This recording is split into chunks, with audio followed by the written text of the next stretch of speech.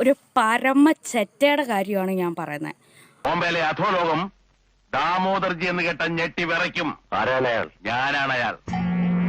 അരിയും മലരും മറ്റുള്ളവർക്ക് കുന്തരിക്കോ ഒക്കെ വാങ്ങി വെച്ചോളാൻ പറഞ്ഞ് തെരുവോരങ്ങളിൽ കടന്ന് മസിലി ഭരിക്കുന്നവനോട് ഒരൊറ്റ പറയല്, നേരത്തെ പ്രസാദ് ബാബു ചേട്ടൻ പറഞ്ഞതിന്റെ ബാക്കി അതിന്റെ അനുബന്ധം അല്ലെങ്കിൽ അതിനോടൊപ്പം നിന്നെ പോലുള്ള നാറുകളാണ് ഇവിടെ വർഗീയ കലാപം ഉണ്ടാക്കുന്നത് കേട്ടോ. പന്നച്ചേറ്റെ നിന്റെ മനസ്സിലെ വർഗീയ കലാപം നീ ഇവിടെ വന്ന് എഴുതിയിട്ട് ഈ ഒരു വീഡിയോ എടുത്തിട്ട് നിന്നെ ഞാൻ എടുത്ത് കളയും. നിന്നെപ്പോലുള്ള ചെറ്റകളെ ഉണ്ടല്ലോ ഞാൻ എൻ്റെ കൂട്ടത്തിലെ എൻ്റെ വീഡിയോക്കകത്തിലും കൊണ്ടുവന്ന് കയറ്റത്തില്ല. തെമ്മാടി കയറി വരുന്ന എങ്ങനെ പിശാച്ച്.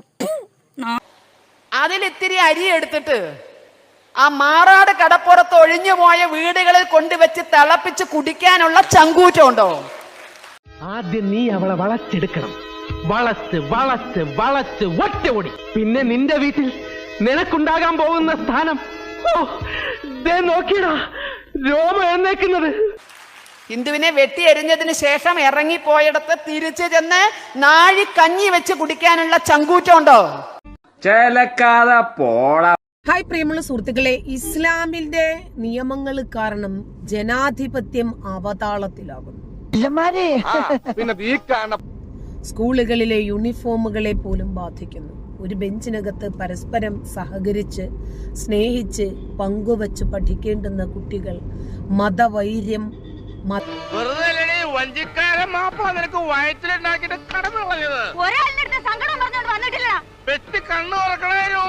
അതിനെ ജീവനോടുകൂടി കുഴിച്ചു മൂടിയ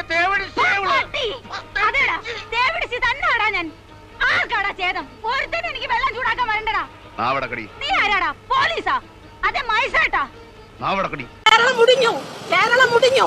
ഇനി നന്നാകണമെങ്കിൽ ജാതി മതവും പാർട്ടി നോക്കാതെ ശിക്ഷാ നിയമത്തിൽ മാറ്റം വരുത്തണം. ശിക്ഷാ നിയമത്തിൽ മാറ്റം വരുത്തിയില്ലെങ്കിൽ മുടിഞ്ഞു കേരളം.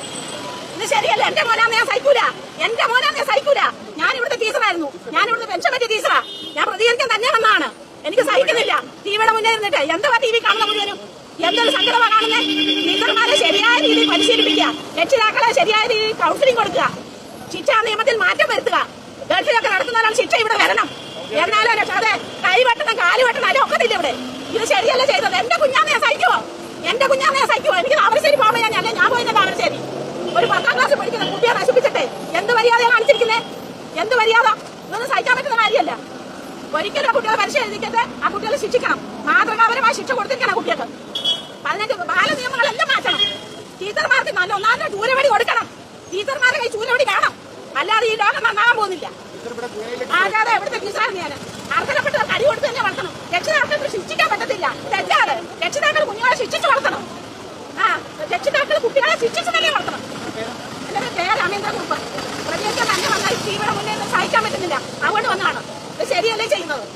ആരെ പഠിച്ച് ജയിലാക്കിയിട്ടോ ചില ചെറുപ്പക്കാർ പിള്ളേർ ഞാൻ ഒരു രാഷ്ട്രീയത്തിലും പങ്കുചേർത്തില്ല. ഒരു രാഷ്ട്രത്തിലും ഒരു മതത്തിലും ഇല്ല. ഇത് ശരിയല്ലേ ചെയ്യുന്നത്? അത്രയാണ് എനിക്ക് വേറെ ഒന്നും എനിക്ക് പറയാനില്ല. കണ്ണീരാണ് കുട്ടി. എന്റെ കുട്ടിയാന്ന് ഞാൻ കരയൂടെ? എന്റെ കുട്ടിയാന്ന് ഞാൻ സമ്മതിക്കോ? അതുകൊണ്ട് ഞാൻ പ്രതികരിക്കാൻ വന്നതാണ്. ഇത് ശരിയല്ല. ഇത് ആ കുട്ടികൾക്ക് മാതൃകാപരമായി ശിക്ഷ കൊടുത്തെങ്കിലേ ഈ കേരളം നന്നാകത്തുള്ളൂ. ശരിക്കും ശിക്ഷാ നിയമത്തിൽ മാറ്റം വരുത്തണം. അത്ര